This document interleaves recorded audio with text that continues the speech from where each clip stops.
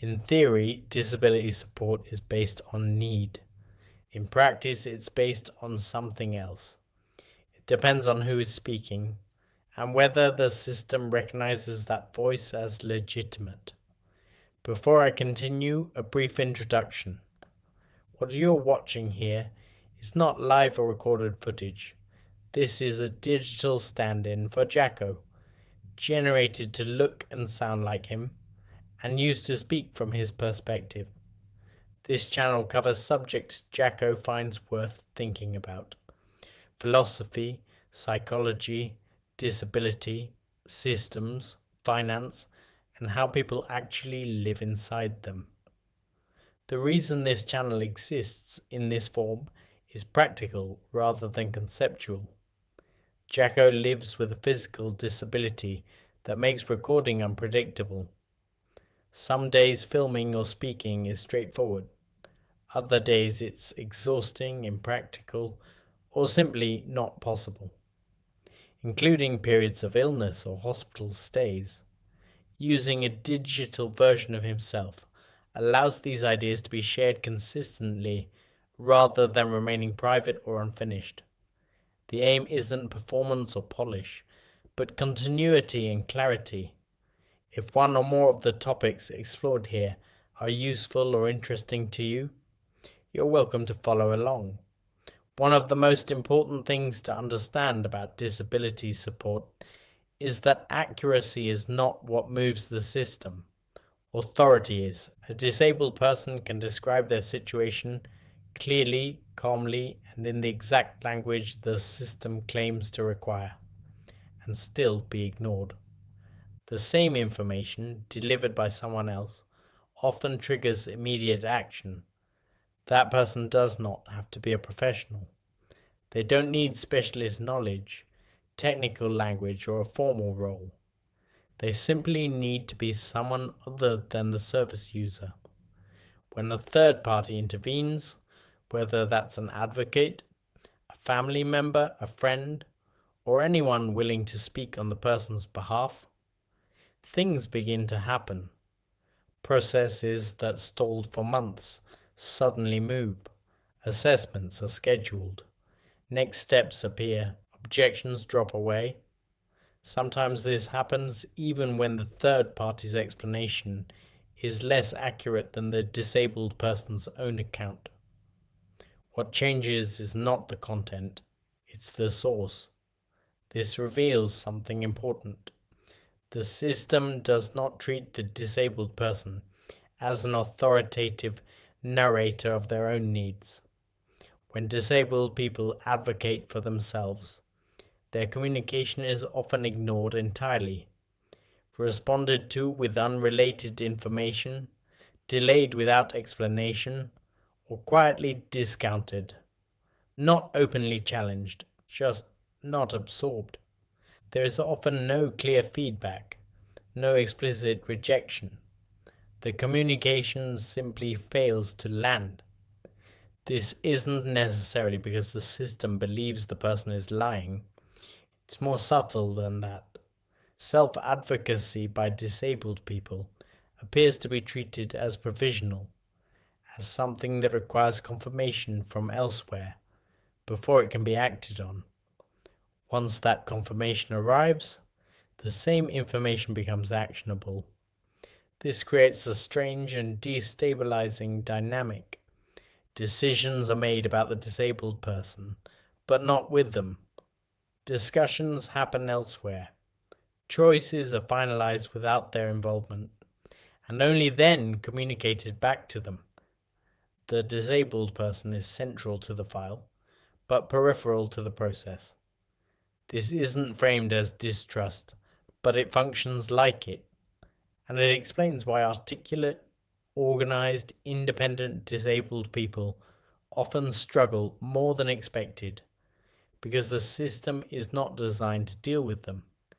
There is an implicit assumption that severely disabled people will have someone else speaking on their behalf: a family member, a carer, a professional. When that assumption isn't met, the system hesitates. It doesn't quite know where to place the voice it's hearing. so it waits, or deflects, or moves on to something else. There's another pattern underneath all of this. Independence is often misread as capacity.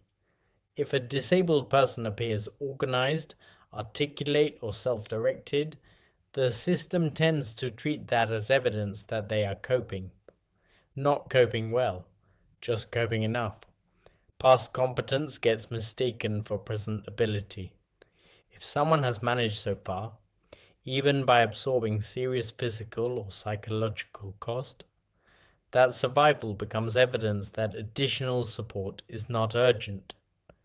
The effort required to maintain that appearance is invisible. What the system responds to is not strain, but failure. Most support systems are structured around thresholds, not trajectories. They respond to collapse, not to decline. If someone is visibly unable to manage, intervention becomes easier to justify. If someone is deteriorating slowly while still functioning, they remain below the threshold. This creates a perverse incentive. People who hold things together are left alone. People who fall apart become legible. So independence, especially hard-won, fragile independence, becomes a liability. The more a person compensates, adapts, and pushes through, the less visible their need becomes. The system does not measure how much effort something takes. It measures whether it still happens. Getting dressed still happens. Meals still happen. Life continues in a reduced form. So the conclusion is drawn that support is not yet essential.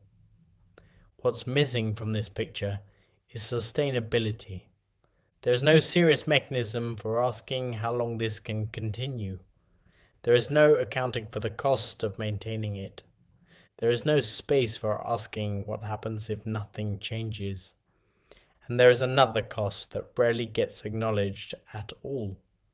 Every hour a disabled person spends managing the basics, physically, emotionally, logistically, is an hour not spent participating in society. That effort doesn't disappear. It's just diverted.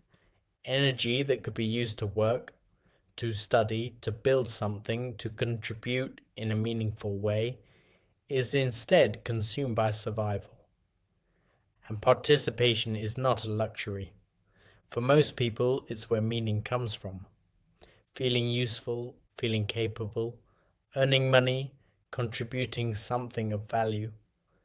When disabled people are properly supported, many become less reliant on systems over time, not more.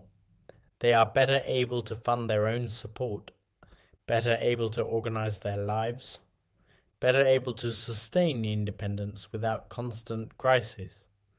From a purely practical perspective, this is more efficient. Systems save money when people are enabled early rather than managed late.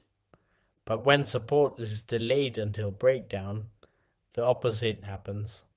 Costs rise, dependence increases, potential is wasted, time is lost. Instead, the system waits for something to break. And when disabled people try to explain this themselves, that they are managing for now but at a cost, that distinction often fails to translate. Because the system is not built to respond to foresight. It responds to visible breakdown. By the time that breakdown arrives, the damage is already done. This is one of the reasons the system feels so confusing from the inside. People can see the future consequences clearly. The fatigue, the narrowing of life, the slow erosion of capacity. But those consequences don't yet exist in a form the system can register. So nothing moves, not because the problem isn't understood by the person living it, but because understanding alone isn't a recognized input. That's all for this one. If this kind of thinking is useful to you, you can follow along. Thanks for listening.